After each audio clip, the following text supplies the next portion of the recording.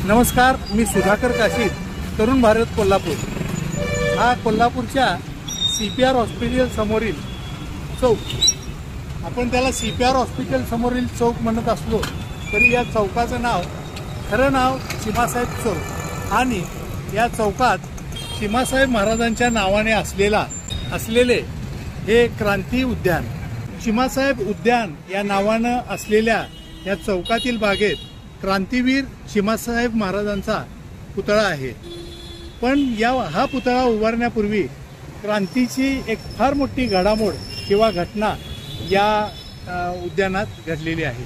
त्या उद्यानाला क्रांती उद्यान किंवा चिमासाहेब उद्यान असं म्हणण्यापूर्वी स्वातंत्र्य चळवळीतील काही कार्यकर्त्यांनी या बागेत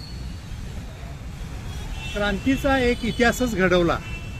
तो इतिहास असा की ही बाग किंवा या बागेत चिमासाहेब महाराजांचा पुतळा उभारण्यापूर्वी अर्थातच ब्रिटिशांनी या चौकात क्वीन व्हिक्टोरिया यांचा पुतळा उभा केला होता। मेघडंबरीसह हा पुतळा होता आणि त्या पुतळ्यासोबत अन्य 4 ते 5 त्यावेळच्या उच्च ब्रिटिश अधिकाऱ्यांचेही पुतळे या बागेत बसवण्यात आले होते। त्यामुळे या बागेला कोल्हापूरकर पुतळ्यांची बाग असेही म्हणत होते। या बागेतले संगमरवरी पुतळे, या बागेत असलेला कारंजा, या बागेत असलेली झाडी किंवा नैसर्गिक वातावरण यामुळे हा चौक सुंदर दिसत असला तरीही या चौकातील ब्रिटिश अधिकाऱ्यांचे आणि व्हिक्टोरिया राणीचा पुतळा कोल्हापुरातील स्वातंत्र्य चळवळीतील कार्यकर्त्यांना मात्र सतत बोसत होता। हे पुतळे कोल्हापूरच्या मध्यवर्ती चौकात अशा थाटामाटात लावलेले पाहून त्यांना ते कायम शल्य बोचत होते आणि आपण काहीतरी करून हे पुतळे काढायचे अशा त्यांच्या मनात एक क्रांतिकारी विचार इथे रुजला होता।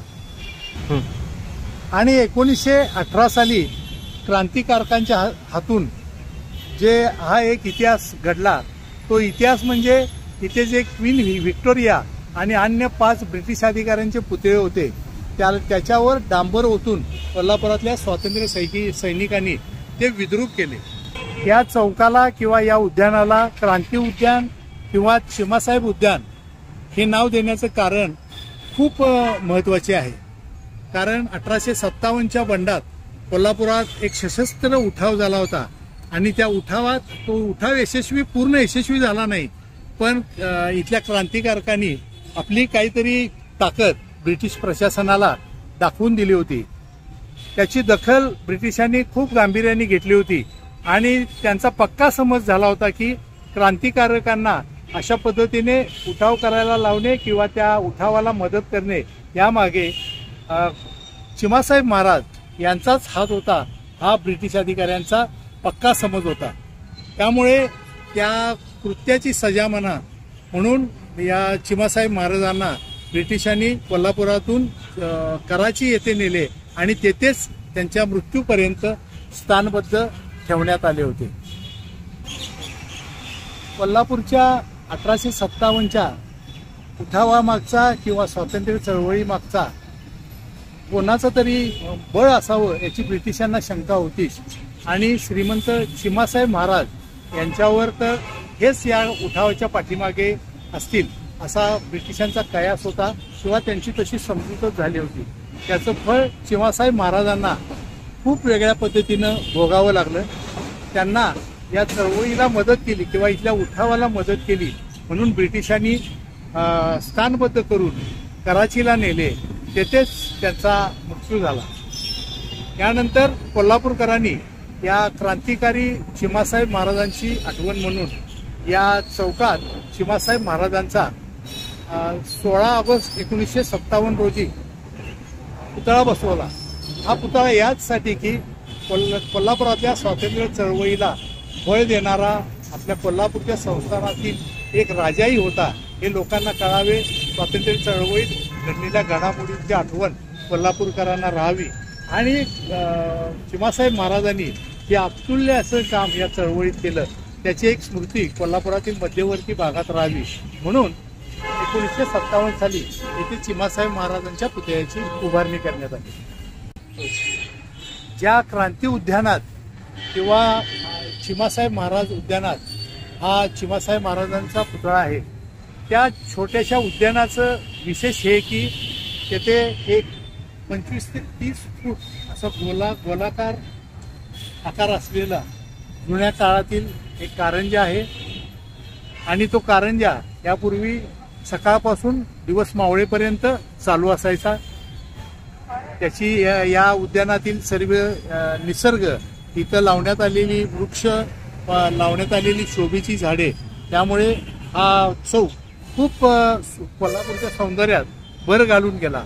पण अलीकडच्या काळात काय झालं की झाडं एवढी वाढलेली आहेत की त्याच्या आत हे क्रांतिकारक चिमासाहेब महाराज उद्यान जडले गेलेले आहे, अशी परिस्थिती आहे. अर्थात ही आता कायमस्वरूपी असंच राहील असंही नाही, कारण आता या उद्यानाचं नूतनीकरण, तिथल्या कारंजाची पुनरुभारणी हे काम सुरू आहे. येत्या काही दिवसात ते पूर्ण होईल असं इथल्या एकूण जे तयारी झालेली आहे किंवा इथं ज्या वेगानं काम सुरू आहे त्यावरून तरी जाणवतं. पण कोल्हापूरकरांनी अजूनही या चिमासाहेब महाराजांची ज्या ताकदीनं घ्यावी तितकी नोंद घेतलेली नाही. या रस्त्यासमोरून किंवा या चौकातून, चिमासाहेब महाराजांच्या चौकातून रोज अक्षरशः हजारो लोक ये जा करतात. पण या पुतळ्याकडं नजर जाईल अशा पद्धतीचं इथं कोणतंही त्या उद्यानाचं देखणं स्वरूप किंवा त्याची पुढची बाजू अशी देखणी केले असं नसल्यामुळं हा पुतळा या सगळ्या झाडी आणि या गर्दीच्या कोलाहलातही दडून राहिला आहे, असंच इथलं सध्याचं चित्र आहे. त्यामुळे कोल्हापूरकरांनी या चिमासाहेब महाराजांच्या आणि आपल्या त्या काळातल्या स्वातंत्र्य चळवळीची आठवण म्हणून या चिमासाहेब महाराजांचं सतत स्मरण करावं. या इकडून तिकडून म्हणजे जवळजवळ पन्हाळ्याकडे जाणारा रस्ता याच बाजूनं आहे, जिल्हाधिकारी कार्यालयाकडे जाणारा रस्ता याच पुतळ्यासमोरून आहे, CPR हॉस्पिटल याच पुतळ्याच्या समोर आहे, ऐतिहासिक दसरा चौक याच पुतळ्याच्या नजीक अवघ्या 10 ते 15 पावलाच्या अंतरावर आहे. तर कोल्हापूरकरांनी या बागेकडं या एका वेगळ्या जाणीवेनं जर पाहिलं तर ही बाग सध्या हिरवीगार आहे, पण त्या बागेकडे बघायचा कोल्हापूरकरांचा दृष्टिकोन अधिक व्यापक झाला तर हे क्रांतिकारकांच्या चिमासाहेब महाराजांच्या नावानं उभारलेलं हे उद्यान नव्या पिढीला कळणार आहे. नव्या पिढीला इथं कोल्हापुरात घडलेला इतिहास कळणार आहे. कोल्हापुरातील सर्व राजकीय मंडळी, सामाजिक संस्था आणि प्रशासनानं यात थोडं लक्ष घातलं तर चिमासाहेब महाराजांनी केलेल्या त्या स्वातंत्र्य चळवळीतल्या कामाची ती पोचपावती आपण उशिरा का होईना पण आपण दिलेली पोचपावतीच ठरणार आहे. ज्या काळात या बागेत ब्रिटिश व अन्य ब्रिटिश अधिकाऱ्यांचे पुतळे होते, ते पुतळे आता कोल्हापूर वास्तू संग्रहालयात एक शिल्प म्हणून ठेवण्यात आलेला आहे. जरूर ते पुतळी पाहावे, त्याच्या खाली लिहिलेली माहिती पाहावी, म्हणजे कोल्हापूरचा इतिहास नव्या